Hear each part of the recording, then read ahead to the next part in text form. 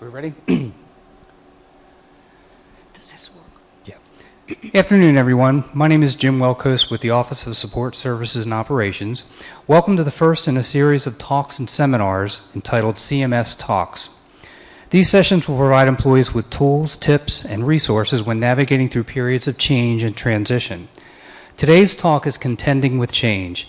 This session is designed to help you understand the effects of change, assist you with assessing your own attitudes about change, and provide you with practical techniques and help you deal with change.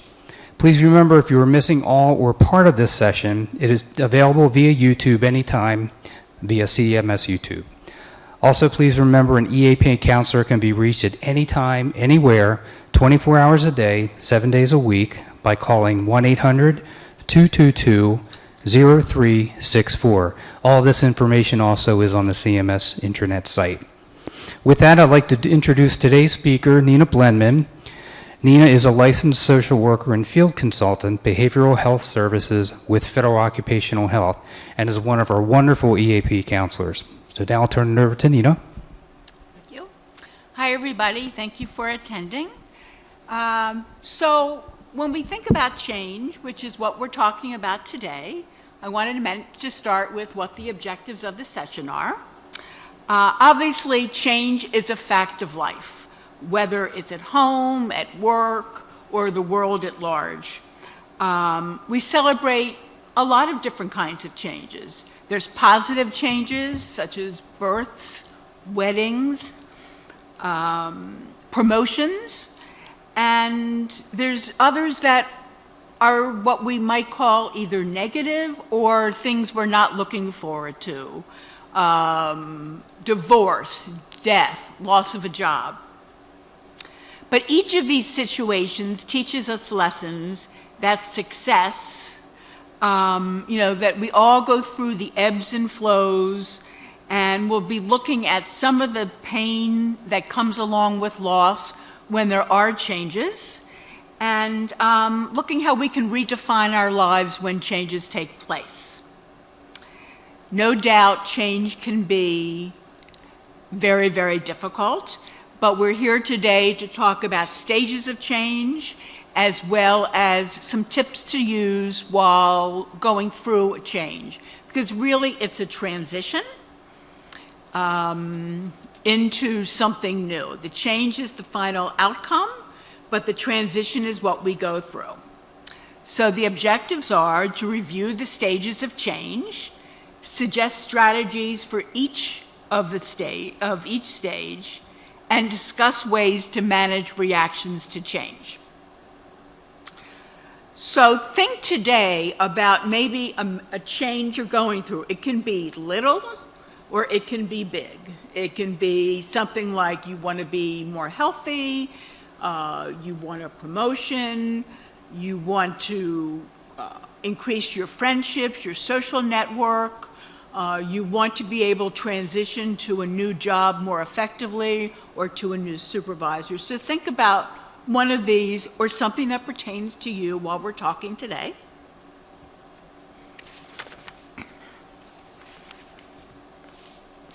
So as you can see, there's a number of changes at home and work, and by no means is this an inclusive list. It's just some of the main things that happens. If you look at the list, you know, birth, debt, marriage, divorce, remarriage, relocation, retirement, a natural disaster, job change, a new supervisor, new technology, new policies, downsizing, competitors, new markets. And so, you know, think of these, see if any of these pertain to you, and make a list for yourself if there are changes that are other than that you're going through.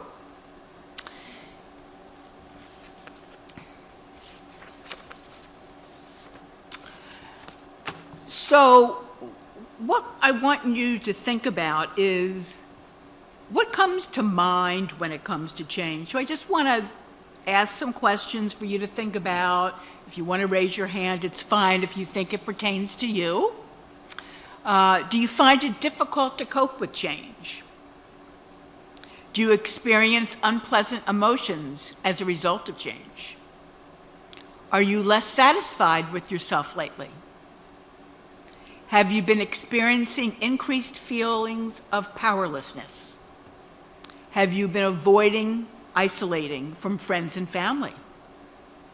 Do you find you have less energy since the change began? Is it hard to stay focused on tasks at hand? Are you more preoccupied? Are you more forgetful? Are you sleeping more or less than's normal for you? And also, have you used alcohol or other drugs more than what you usually use to help you relax or to get through this difficult period? And do you ever have violent thoughts of plans toward yourself? So certainly, a lot of these are very common with change. They are normal reactions to change. If you see that you're experiencing a number of these things, you could talk with friends, you may have a professional in the community you talk to, or you can certainly call EAP. So we're going to go through the 7 stages of change. And, you know, if you think about changes, think about what you've gone through in a past change or where you think you are in your change that you're going through today. Next slide. The first one is losing focus. So it's very, very common to be confused, uncertain, or difficulty making decisions. And that's whether it's a good or bad change, or a bad change as perceived by you. And we'll talk about bad because we want to kind of change that word around as we go along. But it's very difficult in the beginning. And sometimes we just forget things that we normally remember. And it's important to remember that change is natural. It's part of all of our lives. If you have to, use to-do lists. Allow yourself to give yourself more structure than you normally do. And at work, ask your supervisor for clarifications. If you have any questions about expectations, if you're not clear, do speak up. This next stage is minimizing the impact. So really common in the beginning is denial, or to tell people I'm fine. You know, on a larger scale, you know, we do deployments, for example, with FEMA, and in the beginning, people just can't believe that they had a lot of flooding or that there were hurricanes or really big fires, and they deny and they'll say they're fine because they haven't had a chance to process it because it's too painful, or they'll deny it. Look at people who denied the results of the election, and that's not, I mean that just as a bipartisan comment, that there were people who for days just could not talk about it because it was a very difficult thing for them. So it's really important to help yourself, because if you continue in denial and pretend everything is okay, it tends to come out bigger later on. So you want to be honest with yourself. List the gains and losses of the change. You know, a lot of people come in even for like they're getting married, and they're very excited about getting married, but there's losses involved also. You know, they can't make as many decisions independently. They have to maybe account for their time in a different way. And so although they're happy they're getting married, there's some losses as well.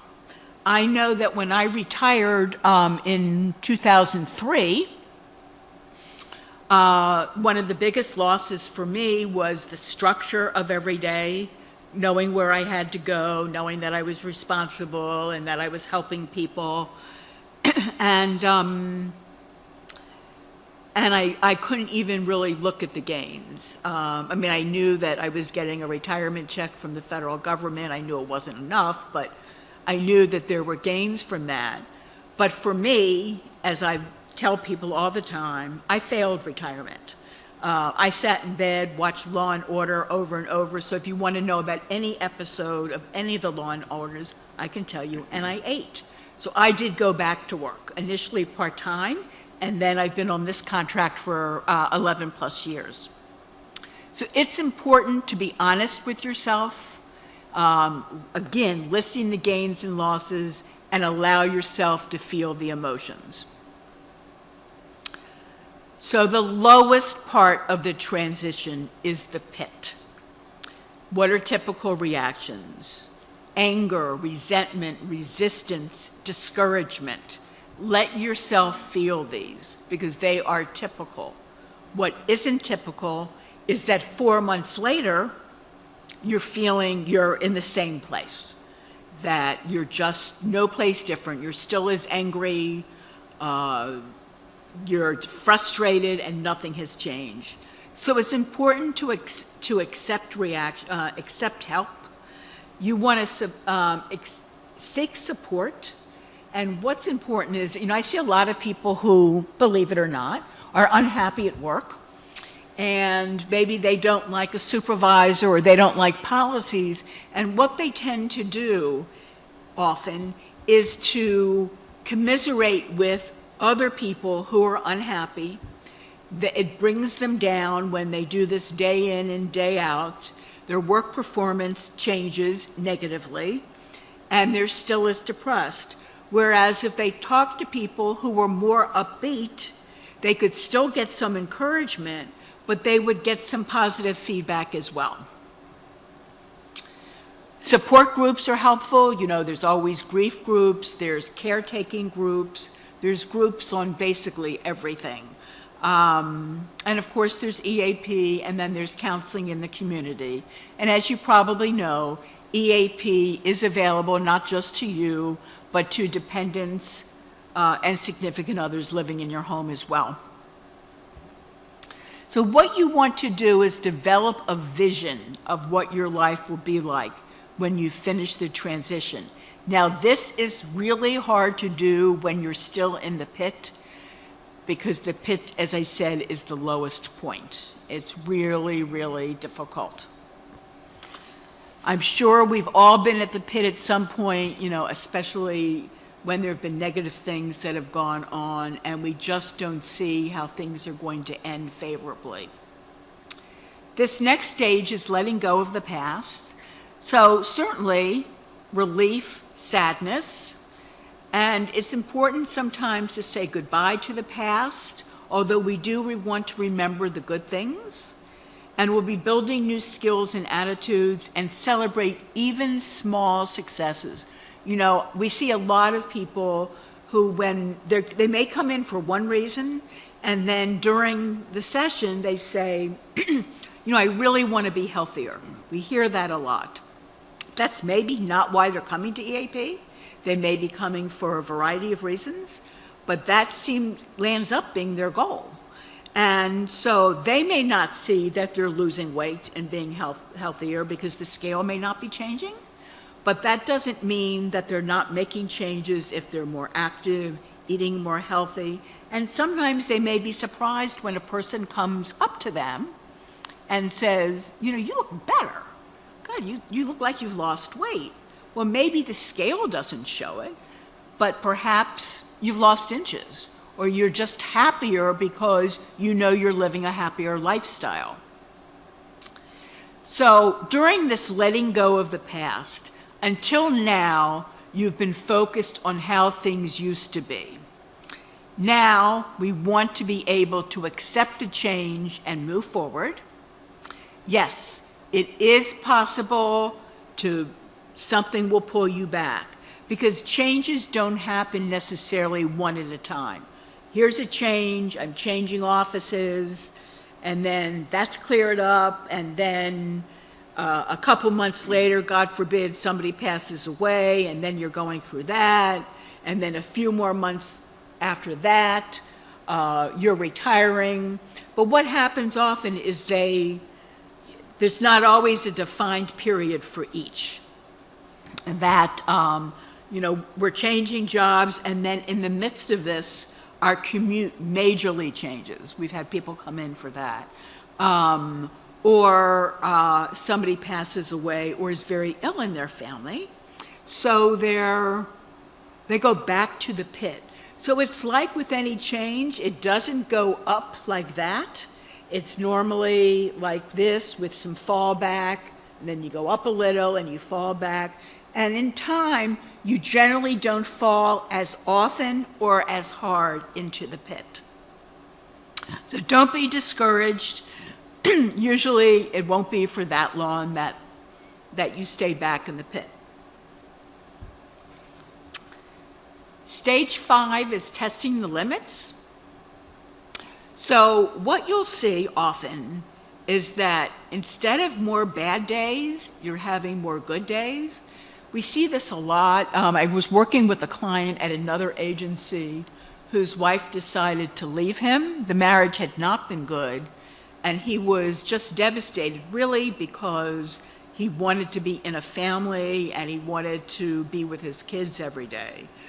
And, you know, for the first few sessions, he extremely depressed, and tends to be depressed by nature, so even more depressed.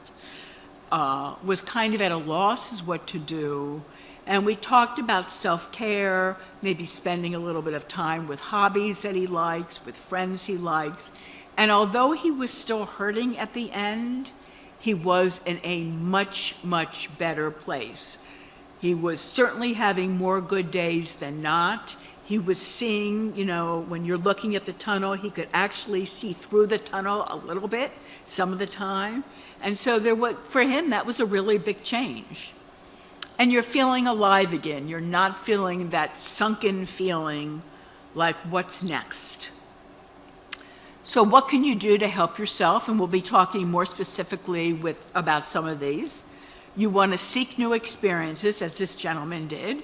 Share with others. He came to EAP. He also went on a blog online about people who were separated and to find out information about divorce, because they had agreed that they would not contact attorneys, but in talking with me, we don't know what his wife was doing. So it was important for him to get educated, and he was doing that and sharing his emotions about his separation. He was continuing to seek support, and in time, in the blogs, he was able to help others with their struggle during their initial part of separation.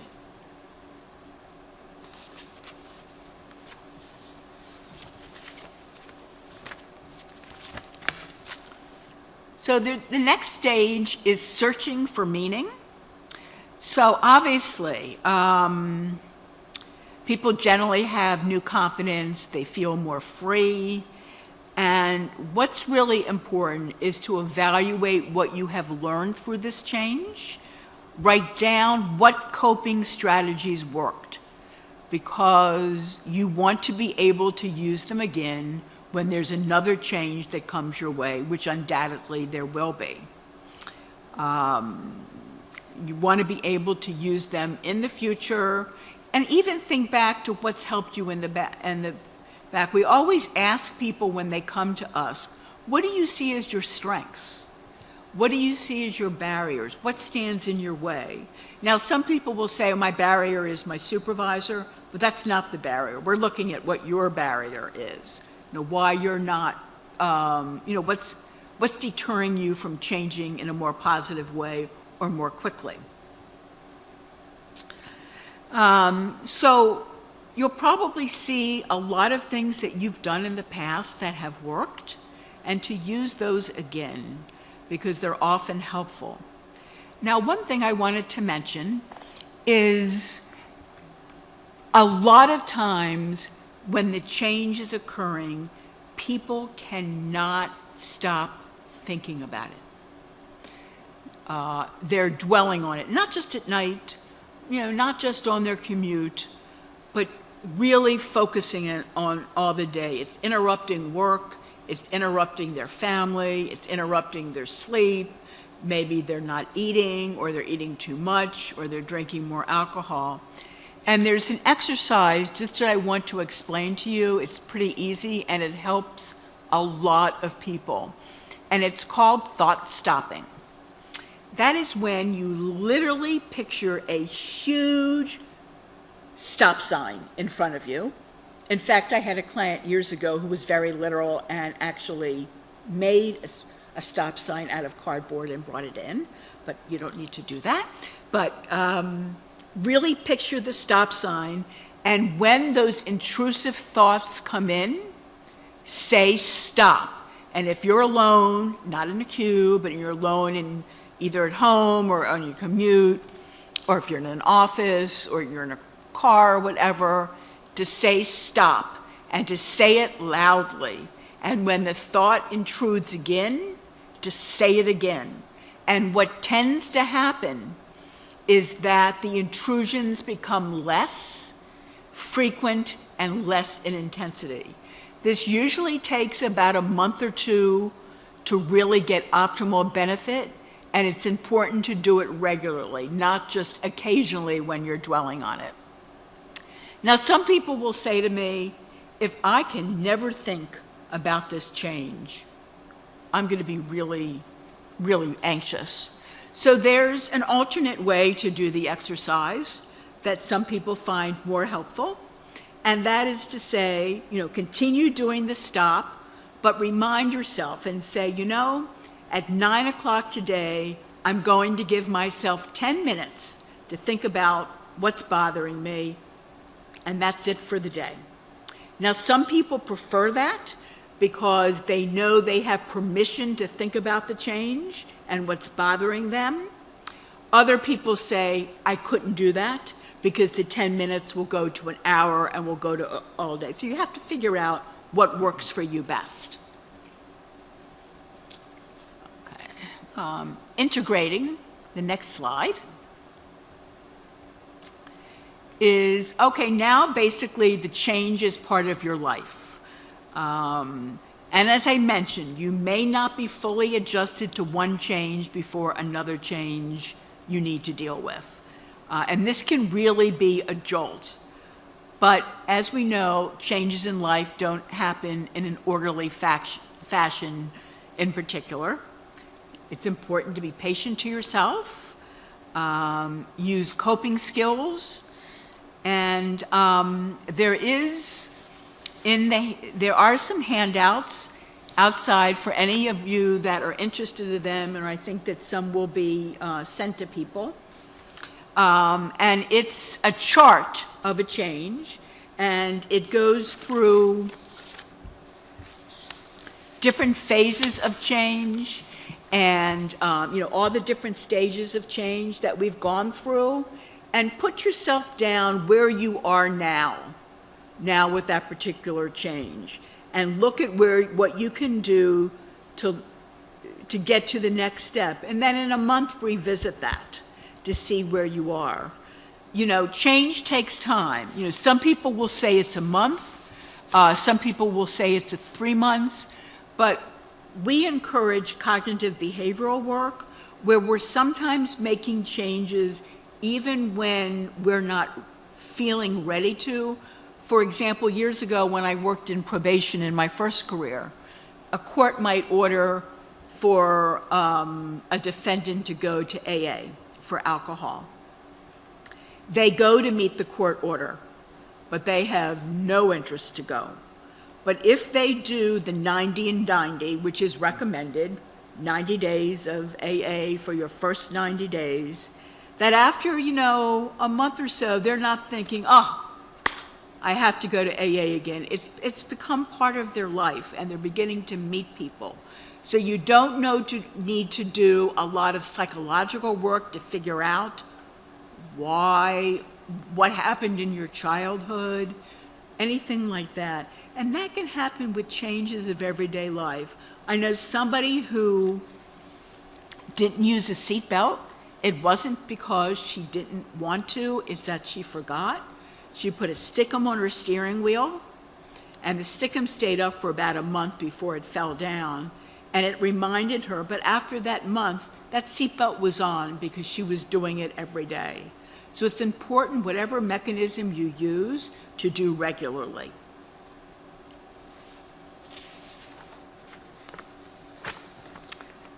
The next slide is about attitude. So obviously, a positive attitude helps. That can help control our reactions. We've gone through the 7 stages of change, which are in the handouts outside. They're really helpful because it's a summary of each of them, because it's hard to memorize each of them in order. And one of the most important tools that people find helpful is reframing. So if you were to look, let's say you had a picture that you bought, maybe at an art gallery, and you've had it for years, it's in a bright frame, it's in a frame you chose, and the frame breaks. And you're going back and you're looking for a different frame, and maybe this time it's a black frame. You'll notice that the picture looks very different. It is the same picture, but the perspective is different. Just like if you're looking at something from the ground rather than sitting face to face with something. And that's really important, and that's part of reframing. You want to really change your perspective. And what's also good, besides picturing a picture in a different frame, is to use less loaded words, rather than, I hate going to work, which of course I'm sure people listening do not, but let's just say you did. Even if people change it to, work's not the best thing, but I have a job. That slight change takes less emotion out of you than that anger, using words like hate. Sometimes people will make emails and they'll put things in capitalized language because they're very angry at somebody. If you can soften things a little, it doesn't make what you're going through quite as bad, because you are changing how you're looking at the situation. And it's not natural, perhaps, at first to say, nope, it's not the best job, but it could be worse. That's important to do because there's less negative emotion involved.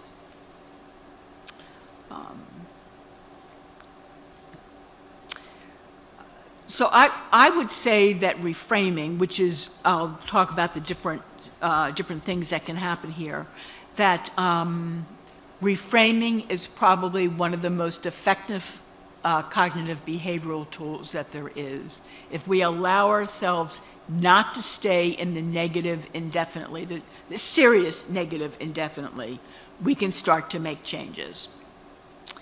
So to manage reactions, our reactions to change, these are some coping mechanisms. Often people have negative thinking, which I mentioned. So it's important to generate alternatives, to think of reasons that maybe it's not our fault that the change occurred. It could be, I have a new supervisor. I liked my former supervisor. What's going to happen now? And to say, my new supervisor, yes, she has some different expectations or some different rules or follows policies differently, but that's not you. That's outside of yourself. So it's important not to put all the blame on yourself or all the responsibility on yourself, but to generate alternatives. Think of things in different ways, and that it's not always about you. Perspective is really important.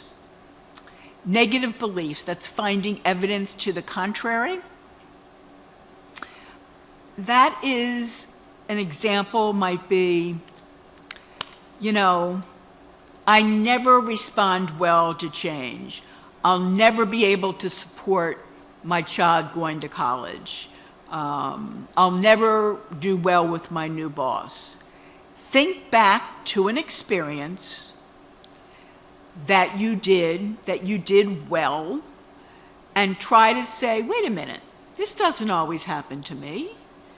There's evidence to the contrary. I've done well with some supervisors in the past. And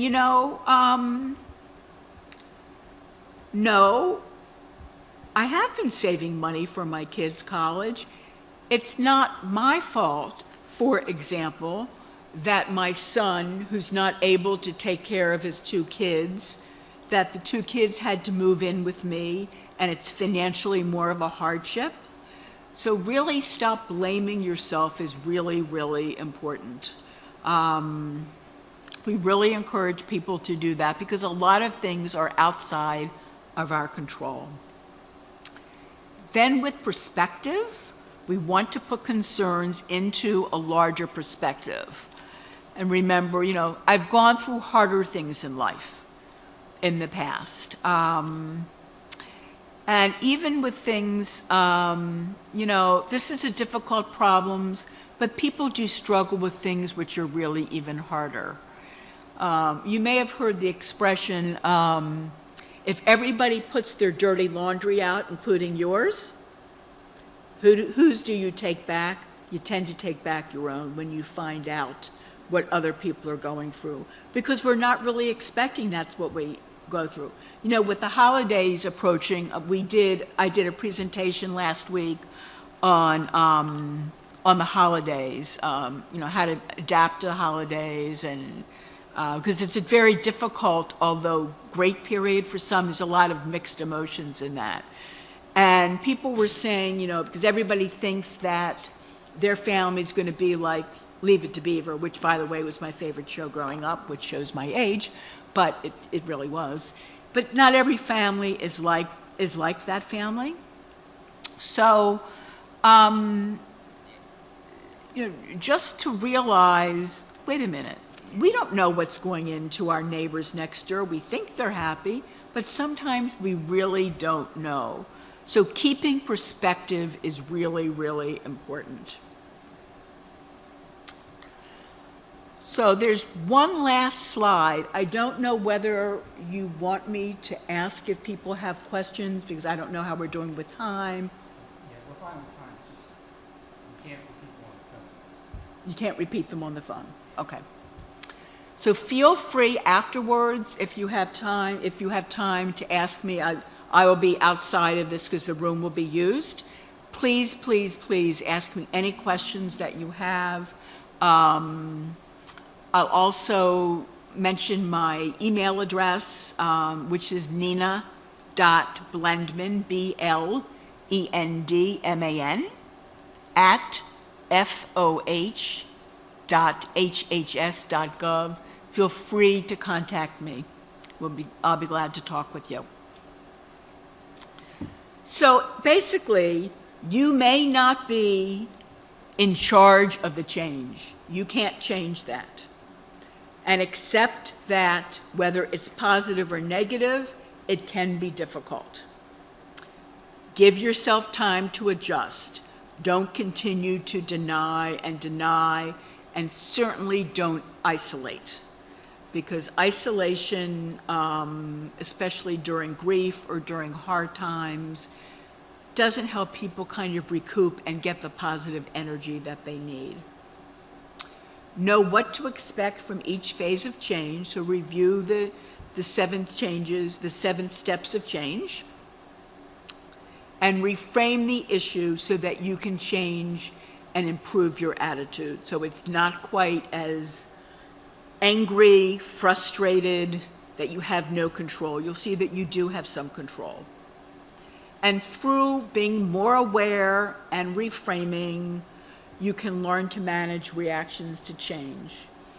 I want to mention that some of the handouts, which you're welcome to take, have to do with resiliency, because resiliency is really important so that we can recoup and move on, and that often people are very, very resilient, even when there's been huge tragedies in the world. The majority of people are resilient and do well. The majority do not develop PTSD. So really, people generally do well in time. Some people, the time frame isn't even very, very, very long. So there's really good things on things to help with relaxation. There's deep breathing, there's visualization, there's thought stopping, as I mentioned. Some people use progressive muscle relaxation, where you're tensing your muscles, then releasing them when they go to sleep, and they do that and helps them relax. And you can do that at work as well. It doesn't take that long. And you can do that in your cube if that's something you would find helpful for you. Next slide, which just really talks about the EAP.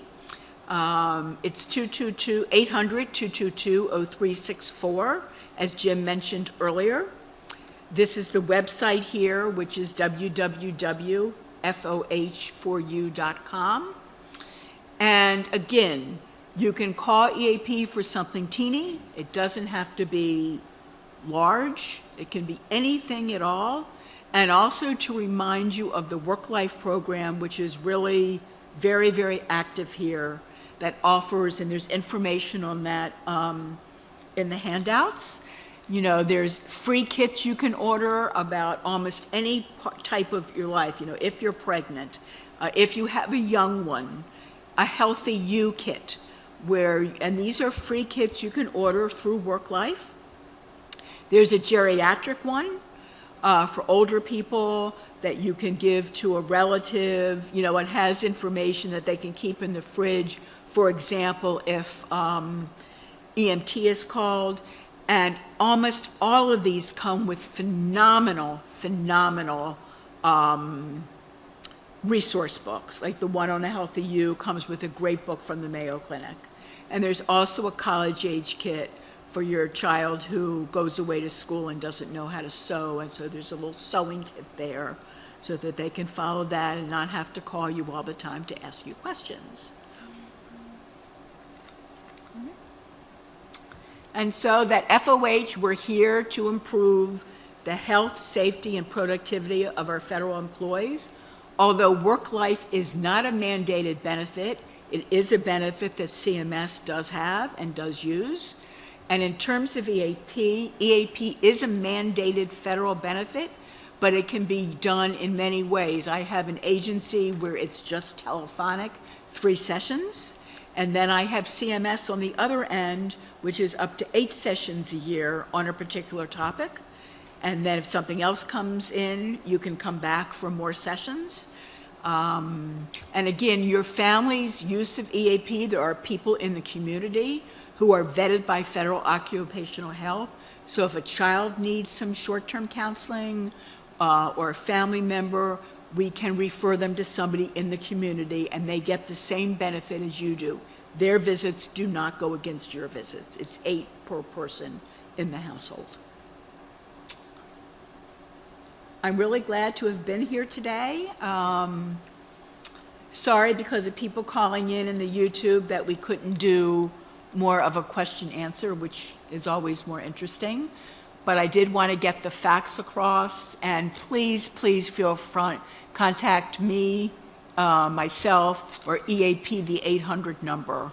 And I really appreciate your attending. Thank you. Thank you, Nina.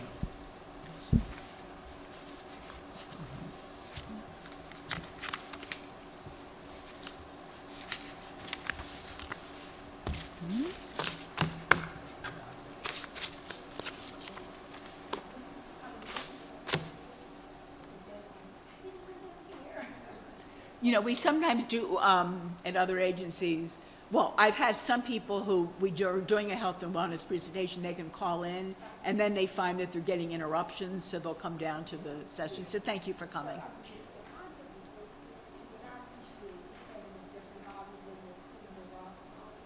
It's similar. It's not the same, but